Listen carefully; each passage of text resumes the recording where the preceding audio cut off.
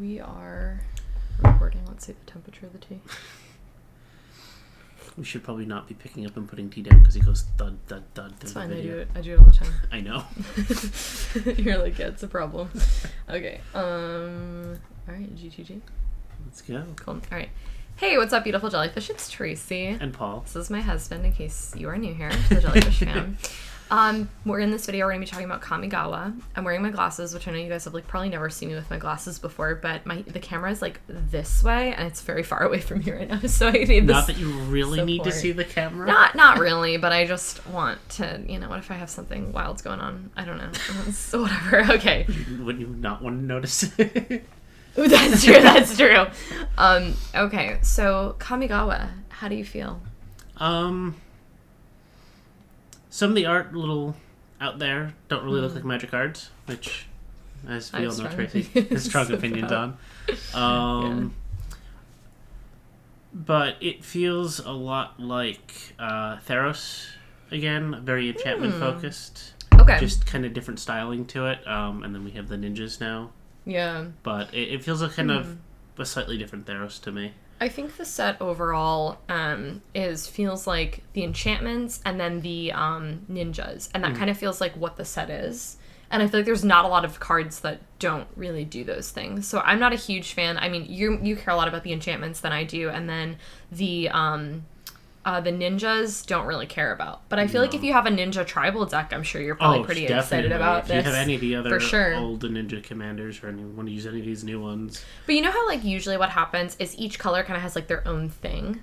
I feel like this one is it's just ninjas and enchantments. I feel like a lot of times there tends to be 4 or 5 things, and this kind of feels like there's 2 main core things. It's more the mechanic difference between the colors, it felt like, versus different archetypes. Yes, I agree with you. I think, I really loved the original Kamigawa, a lot, and I don't know, there are definitely a couple of key cards that I'm really excited about, but just a handful. I mean, we're going to be talking about 7 or 8 cards between us.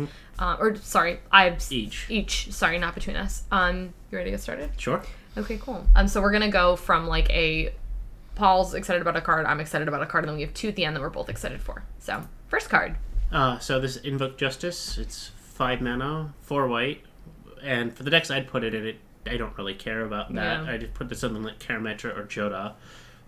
Just white, bring something back from the graveyard to the battlefield, and you get bonuses on it. Seems slightly off-white. I mean, I know white has some reanimate things, but it's not a lot of it.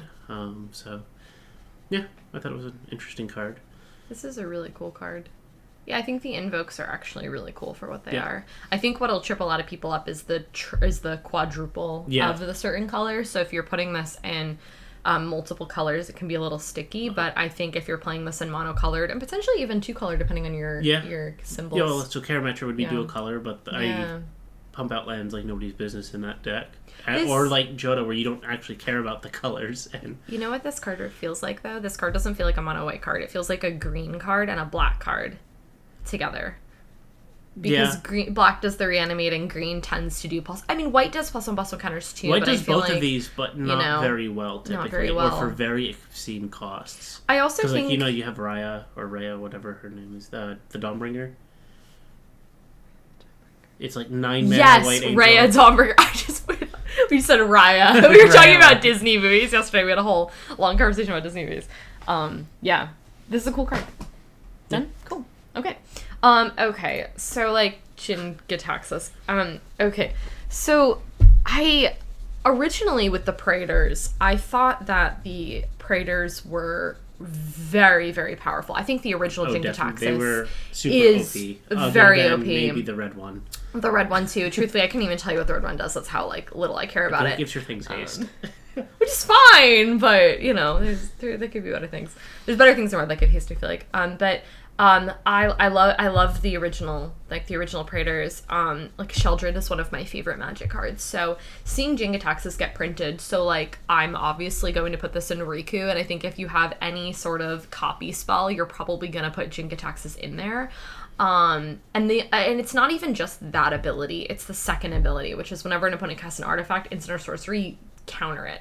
Now, it can only trigger once, so, if they, it's not every turn. That would be absolutely ridiculous. If that was like that would be like insane. It's not that insane. That'd be better than the Tamiyo ult, I believe, which was counter everything but the first spell. Yeah, it's something like that. That thing.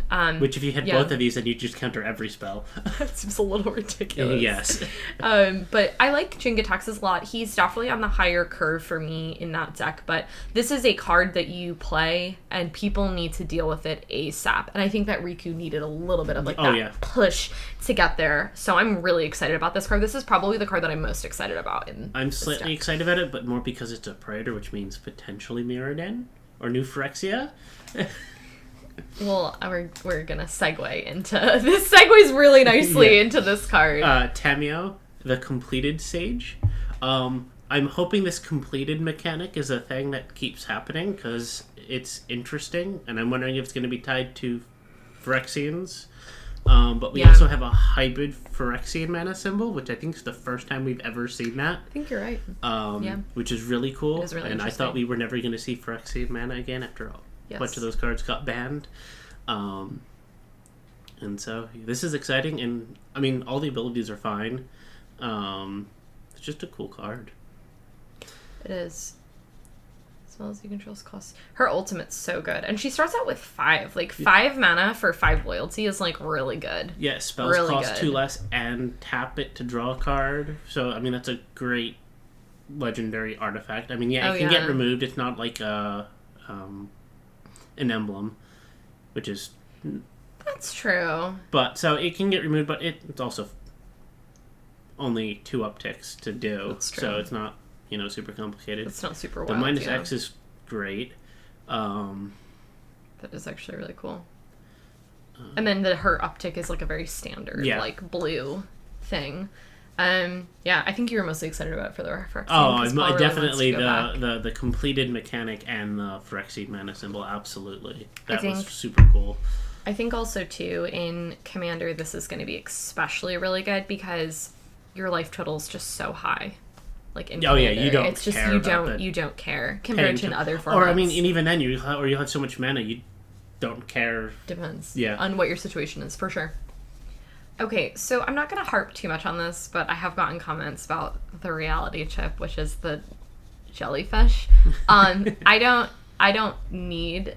Actually, this card is really cool. As long as it's attached to a creature, you may play lands and cast spells from the top of your library. It's got the cool, like, you may play lands, which definitely is more of, like, a green thing, so it's kind of cool to see it in blue. I don't think I'll personally be, like, picking this up for anything, but it's cool and it's Jellyfish. You could put this in Riku. Because then you can use the top card of your library as an extra spell. Oh, that's true.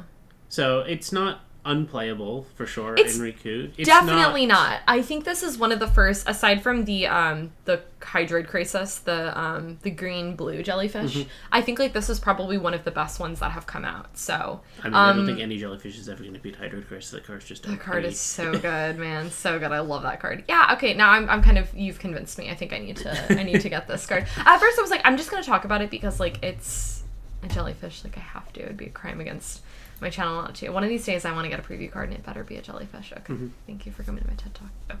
So the next card we have is Invoke the Winds, another one of the Invoke series. It's just it's a little bit expensive for the effect to begin with, but it's gain control of target artifact or creature and untap it. Mm. I was thinking of putting this in something like Centriplets or something where I have several different ways of making mana of any color and doing that kind of fixing, so I don't have to worry too much about the quad blue. Yeah. Or even putting this in mill, because I don't run a lot of creatures in mill, so it's a way to kind of protect myself a little bit. And that's mono blue, so I really don't care about the 4 blue. Also, Paul's talking about 2 decks that you guys have not seen. Oh, that's true. You guys haven't seen mill, and then Centriplets is basically just like Esper good stuff, where it's like, think about like all the good Esper cards, like they're in that deck. It's also probably the most control deck and the most U deck I've ever built. Yeah, Paul built it, and I literally looked at the deck list and I was like, did I build this? Like, it literally was, like, the weirdest. It was a very strange moment. Yeah. I'm excited for you guys to see that deck when we do deck. The problem is we just haven't played Commander with anyone, so it's like, Yeah, you know? and that's not a it deck needs you need to play it with 4 people too. It's like you need to do that, and it's like I think you want more testing before you like talk about definitely. it. I mean, also playing that deck 1v1 is very, very different than playing. Oh yeah, that's just not fair. You just have it's like playing you counter when you had Tyrant years and years ago. Yes, you counter everything, you kill everything, you spot removal everything, you board with everything. Like it's not a fun deck to play. 1v1, 1v1. So yeah, this is a cool card though. Okay, I wanted to really briefly talk about this card called Roaring Earth because I think this is actually a really good uncommon. I pretty much am ignoring the channel ability. I don't really care about that in this card and really any of the other cards. But this says whenever a land enters the battlefield under your control, you put a +1/+1 counter on target creature or vehicle you control. I want to put this in Merfolk because I want to actually put more stuff that gives counters, but I want things that are more like creatures that like do it a lot, not just like when it enters the battlefield, but also kind of like this is really cool because when a land, it's also 2 mana, which is really cool. So I am gonna pick this card up, and I think this is actually a really good uncommon. My only thing with this one is I feel like there's other cards that have similar effects, but are better. But I feel like I have those cards though, already, is the thing, and I think that's kind of like the thing is I had the retreats, and which had you pick either you gain life or you get a counter. They all had 2 abilities. Oh yeah, I put a whistle customer on turkey. They were 1 more mana, I think, or they were. I forgot about this card. I forgot this card existed. I think I was looking for like enchantment. Okay, now that I need to actually put both of these in Merfolk because I was thinking that Merfolk needed a little bit of a push. So yeah, that's actually I'm glad that you suggested that. Cool. Next card for Paul. Cloudsteel Kirin. This basically says equipped creature is Platinum Angel. Yeah. Which is interesting. It's also white, which to me doesn't really fit the flavor of the card, but I don't think they wanted a colorless card that said that again. Yeah, that would be a little ridiculous. And so they kind of just picked white. I think it makes the most sense color-wise for white, I would say. Yeah. I guess. I mean, I don't think it really fits any color very well to begin with. It fits colorless, but it doesn't make sense to do, yeah. Yeah.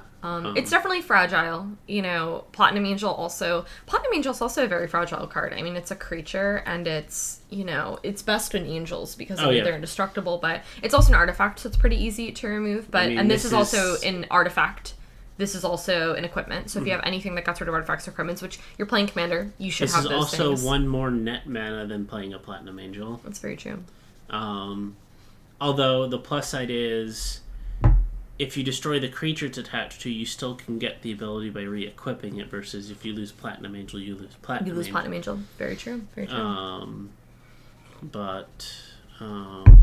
I forget, if Reconfigure works at instant speed, unlike Equip. Nope, no, it is sorcery. It's only as a sorcery. So same as Equip. I think that'd be a little ridiculous if you could just instant speed. I don't know why they didn't just leave it as Equip then, if it's literally the same thing as Equip. Yeah, I'm not sure. If anyone knows, please leave us a comment because I'd be actually really curious to know.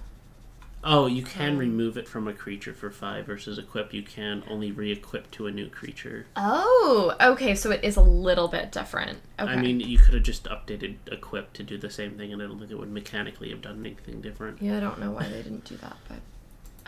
okay, the next card I want to talk about is Uncharted Haven. First off, this art is absolutely stunning. I love this card, but this is enter the battlefield, choose a color, and then add 1 mana of the chosen color to your pool.